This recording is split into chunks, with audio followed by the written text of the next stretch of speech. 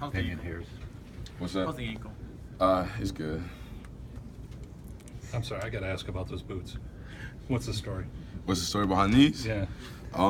Well, recently, I joined a fraternity, so yeah, this is kind of a little symbol that all the hard work and just being a new person. What's that like in that with the backfield, the running back room? I mean, Nick talked about it this week. You know, this time last year there were so many questions, and now it seems like so many answers. I don't know. It's a lot of guys. We'll be at practice, and I kind of look back in the line, and it's like, we got this many guys. But there's a lot of talented guys, a lot of guys that are ready to work hard. The new guys have come in, and they really adapted well to the mindset and the, just kind of how we do things around here.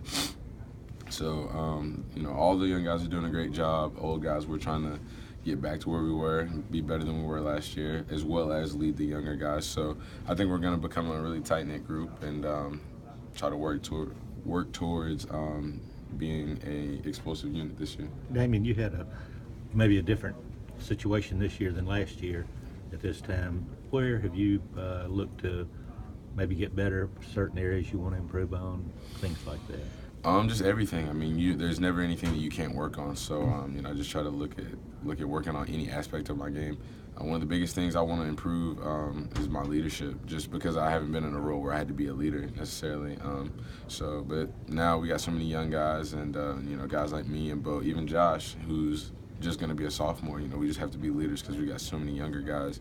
So everybody has something that they want to work on. People make goals and put them on their mirrors and look at them every day when they wake up. So there's never something that you can't improve on, and we just try to work on things every day.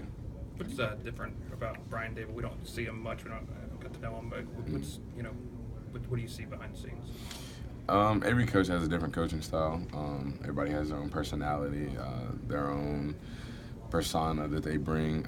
But he's a real high-intensity guy, and he really emphasizes attention to detail, focus, high energy on the field, attention to detail in the meeting. So he just brings those good qualities to our offense, and I think he's done a great job coaching us, and we all really enjoy him. So I think things will go smoothly here in the future. Does he have any of that Belichick in him? Well, I don't know, because I've never been in a meeting room with Coach Belichick, so I don't know. I don't know how to answer that. Is he different from Lane then?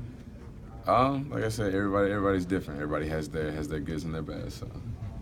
How did you process the OC changes? I mean, obviously the quick transition to Sarkisian. You think he's going to be your offensive coordinator going forward, and then all of a sudden, he leaves for Atlanta, and then you got a new guy. I mean, how is that for you?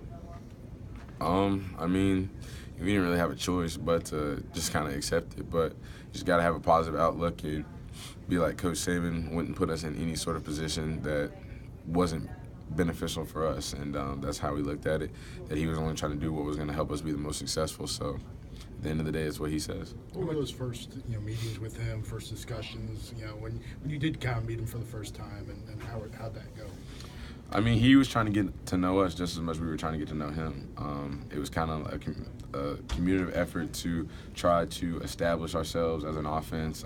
We wanted to show him what we could do as players, and he wanted to show us how he was going to coach us. So we all kind of just had to come together. The first couple of days weren't necessarily perfect, but we had to come to the conclusion that when you got so many new moving parts that it's not going to be that way. But if you continue to work on them, then things will get better. So as time has gone on, things have gotten better for us, and really doing what he's asking us to do, and then him coaching us the way that he needs to coach us. So I think things are going better. How was last season for you, rushing for 1,000 yards and all that? And how can you build on some of that success you had last year?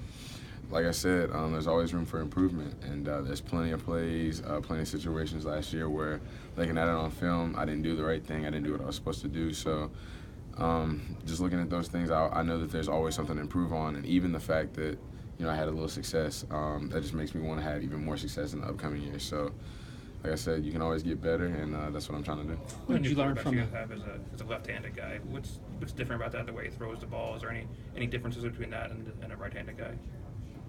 I don't know. They just throw from different hands, but as far as anything else, I don't really know.